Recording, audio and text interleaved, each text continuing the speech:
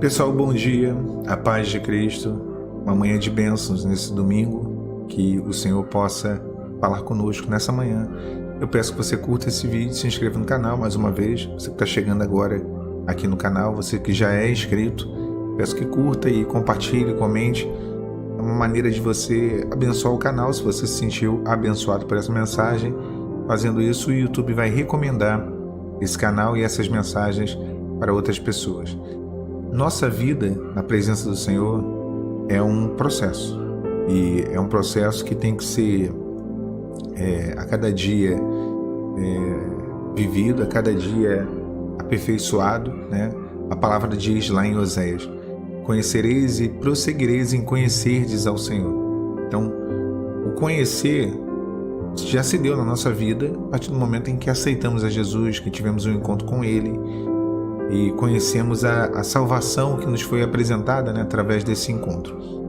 Então, esse conhecereis, uma provação, uma luta que talvez você tenha vivido ou esteja vivendo. Quando você entrou nesse processo, nessa luta, na verdade, você conheceu o Senhor. Você teve um encontro. E, Alan, eu já era convertido, já tinha uma experiência com o Senhor. Mas nós também passamos a conhecer no sentido de profundidade, de maior intimidade, né? E é uma das características que as provações têm, de nos fazer conhecer de uma outra maneira, ou seja, mais intimamente a Deus. Esse é um ponto, conhecereis. Agora, o prosseguireis em conhecer, essa é a jornada do crente, essa, e também é a parte mais difícil, que é o caminho da luz da aurora, como diz o texto dos Salmos, né? A vereda do justo é como a luz da aurora, que a cada dia vai brilhando mais e mais. Então, esse caminho não é fácil, porque esse sim é o processo. O conhecereis é o ato, o prosseguireis em conhecer é o processo. E esse processo é um processo difícil, é um processo cansativo, e é um processo que muitos acabam não chegando ao fim dele. Aí, por conta da dificuldade, por conta dos obstáculos e, sobretudo, acho que o principal, por causa do desânimo. E na nossa trajetória, a gente não tem a visão do todo. O único que consegue enxergar o todo é Jesus. O único que consegue compreender, né, todo o cenário é Ele. Então, ao longo do processo, nós vamos adquirindo entendimento. Jesus, ele fala para os seus discípulos: o que eu faço vocês não entendem agora, mas vocês entenderão. Naquele momento eles não entendiam. E eu acho que uma conotação que é dada, né, uma analogia que é feita desse entendimento fracionado, desse entendimento parcial que eles tinham, é na ceia. Quando Jesus pega o pão, e a palavra fala que ele, tendo repartido, ele deu aos 12. Então, o pão inteiro, quem tinha era Jesus. Ele tinha tudo, né? E aí ele deu um pedaço para cada um dos seus discípulos. Era o que eles tinham, um pedaço. Mas essa é a condição nossa. A gente nunca vai ter o todo. É sempre o Senhor quem terá o todo, né? Todo o conhecimento, todas as informações, todas as possibilidades. Nós temos um pedaço, né? E é assim, são os pedacinhos. Essa é a nossa parte. Agora, o meu pedaço é diferente do teu, né? E o teu do meu, obviamente. Há uma diferença. Ou os irmãos acham que se alguém pegasse uma reguinha ali na ceia e medisse o pedaço de pão, o formato do pão que foi repartido entre os discípulos de cada um deles, era tudo milimetricamente igual. Não, eram diferentes, eram pedaços diferentes. Cada um recebe uma porção. Cada um vai viver de fato uma experiência ao longo desse processo.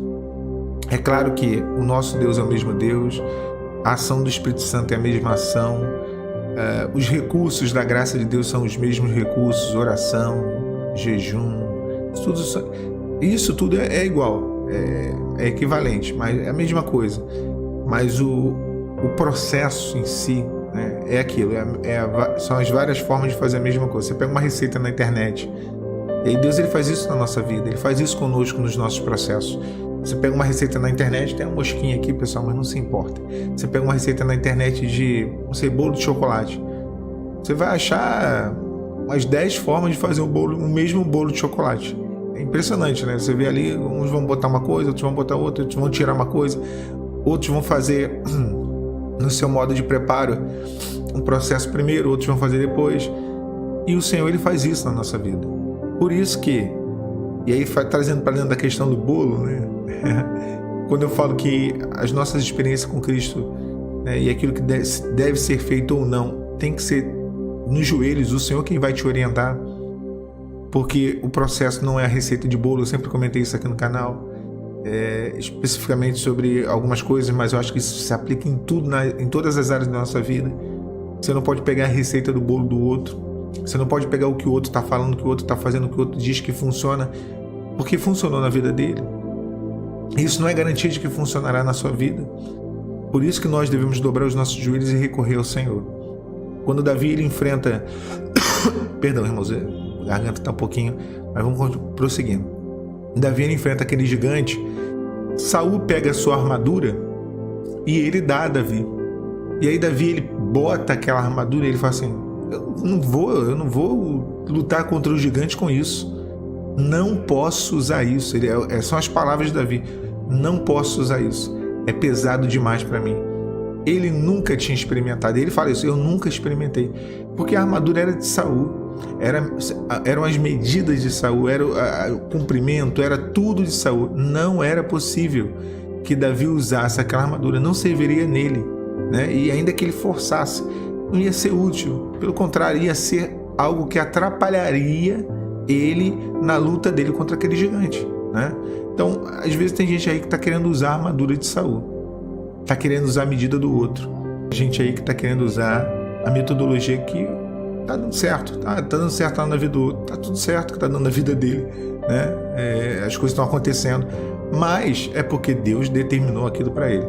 Quantas vezes eu quis fazer aquilo que era o processo de uma outra pessoa?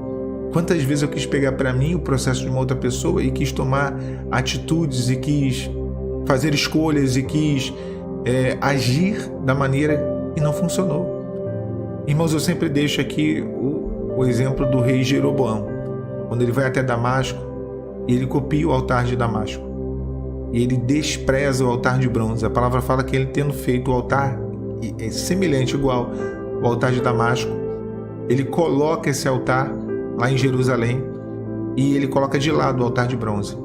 Ele nunca poderia ter feito isso, porque primeiro o altar de Damasco era um altar pagão, né? Já começa por aí. Aí é uma coisa até mais grave, é como se a gente quisesse copiar um modo do mundo de viver, né? E trazer isso para dentro da nossa experiência com Deus, da nossa experiência com Cristo. Mas o pior, né? Isso foi muito grave, mas uma das coisas ali abomináveis que ele fez foi colocar o altar de bronze de lado. O altar de bronze eram as justas medidas de Deus. Deus tinha revelado lá na época de Moisés. Deus tinha revelado cada centímetro daquele altar.